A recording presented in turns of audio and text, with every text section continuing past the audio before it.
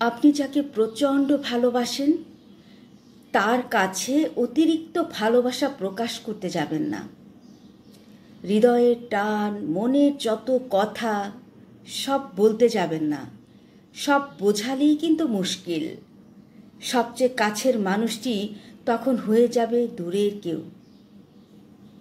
যখন সে বুঝে ফেলবে আপনি তার প্রতি ভীষণ রকম দুর্বল আর নির্ভরশীল, তখনই শুরু হবে অবহেলার খেলা।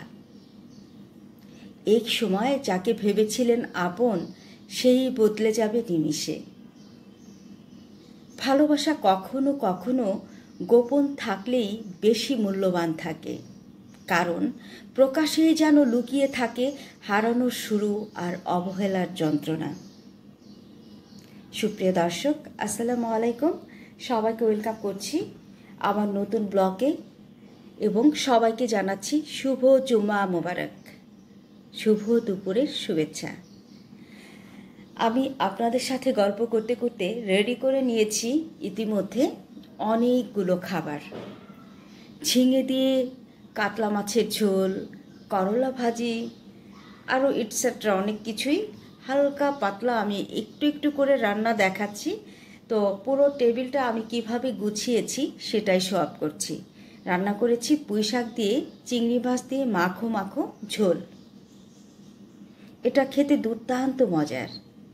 তার সাথে করেছি বাটার দিয়ে করলা ভাজি। ঘি বা বাটার যে কোনো একটা হলেই হবে। এটা তো প্রথমেই দেখিয়েছি, ঝিঙে দিয়ে কাতলা মাছের ঝোল। তার সাথে করেছি ট্যাংরা মাছের চচ্চড়ি, জাম আলুর ভর্তা আর পেঁপে ভর্তা। জাম আলুর ভর্তাটা করেছি ঘি দিয়ে। তার সাথে রয়েছে সালাদ, আম দিয়ে পাতলা ডাল। এই তো আমি আম দিয়ে ডাল করেছি। খেতে দুর্দান্ত মজার হয়েছিল।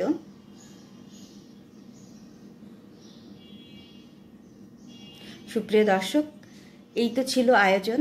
তো আয়োজনে আজকে কোনো মাংস নেই, সবই ছিল মাছ, ট্যাংরা মাছ, চিংড়ি মাছ, কাতলা মাছ, করলা ভাজি, পাতলা ডাল, আলু ভর্তা, পেঁপে ভর্তা, সালাদ।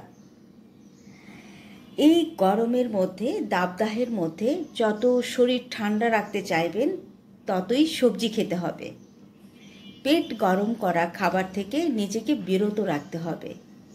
সুপ্রিয় দর্শক, আজকের আয়োজনে আমার দুই ভাসুরের ইনভাইট ছিল। ওনারা একদমই রেড মিট পছন্দ করেন না, কোনো ধরনের মাংসই ওনারা এই গরমের মধ্যে অ্যালাউ করেন না, তাই সবজির আয়োজন। তো সবাই অনেক ভালো থাকবেন।